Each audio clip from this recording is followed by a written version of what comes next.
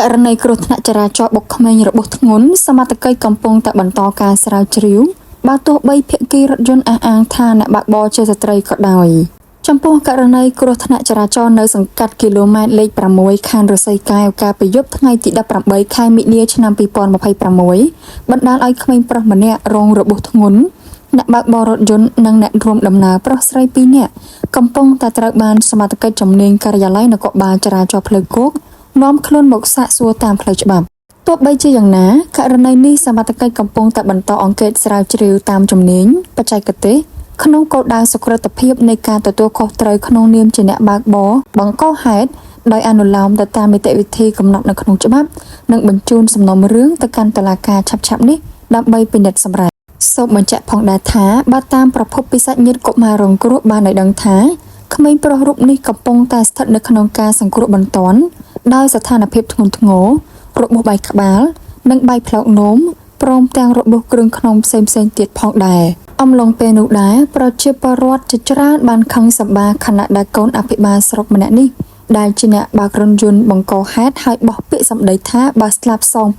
$20,000សូមជម្រាបថាករណីនេះបានកើតឡើងកាលពីវេលាម៉ោង 8:50 នាទីយប់នៅថ្ងៃទី18ខែមិនិនាឆ្នាំ2026មានករណីគ្រោះថ្នាក់ចរាចរណ៍មួយដ៏រន្ធត់ដែលបានកើតឡើងដោយបុរសម្នាក់ដែលត្រូវបានគេស្គាល់ថាជាកូនអភិបាលស្រុកមួយរូបបានបើករថយន្តបុកក្មេងរបួសធ្ងន់ហើយបោះពាក្យសម្ដីថាបើស្លាប់សង$20,000បញ្ចប់រឿងហេតុការណ៍នេះស្ថិតនៅតាមបណ្ដោយផ្លូវបេតុង1711ក្នុងសង្កាត់គីឡូម៉ែត្រលេខ6ខណ្ឌរសីកែវរាជធានីភ្នំពេញបើតាមប្រភពពីប្រជាពលរដ្ឋនៅកន្លែងកើតហេតុបានប្រាប់ថាបុរសសង្ស័យខាងលើនេះចេញពីទទួលទានស្រាបើករថយន្ត Mark 14ស្លាកលេខកម្ពុជា PYN 7បុកម៉ូតូ Today ស្លាកលេខភ្នំពេញ 1J4604 បណ្ដាលឲ្យក្មេងប្រុសភាគីខាងម៉ូតូរងរបួសធ្ងន់ហើយអូសម៉ូតូទៅជិត20ម៉ែត្រទើបឈប់ហើយពេលដែលចុះពីលើរថយន្តមកបានបោះពាក្យសម្ដីថា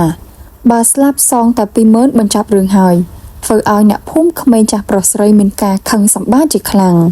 សូមជម្រាបថាបុរសដែលបើករថយន្តបុកក្មេងរងរបួសធ្ងន់ធ្ងរដែលបោះពាក្យសម្ដីថាសង$20,000បញ្ចប់រឿងត្រូវបានគេស្គាល់អត្តសញ្ញាណហើយ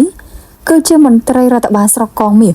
ដែលជាកូនអភិបាលស្រុកមួយនៅក្នុងខេត្តកំពង់ចាមផងដែរ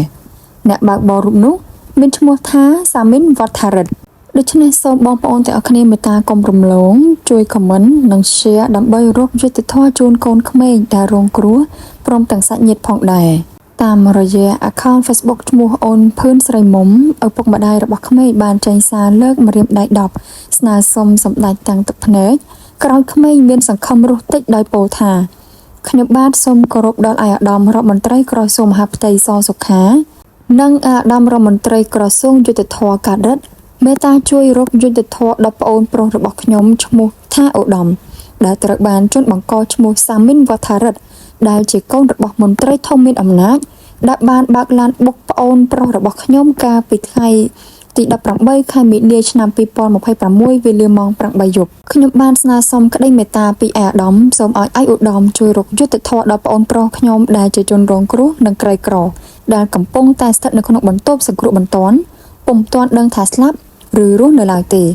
ដោយស្ថានភាពពេលនេះមានរបួសបែកក្បាលធ្ងន់ធ្ងរធ្លាយក្រពះបែកផ្លោកនោមនិងរបួសគ្រឿងក្នុងផ្សេងទៀតដោយសារតែខ្ញុំបានទទួលដំណឹងថា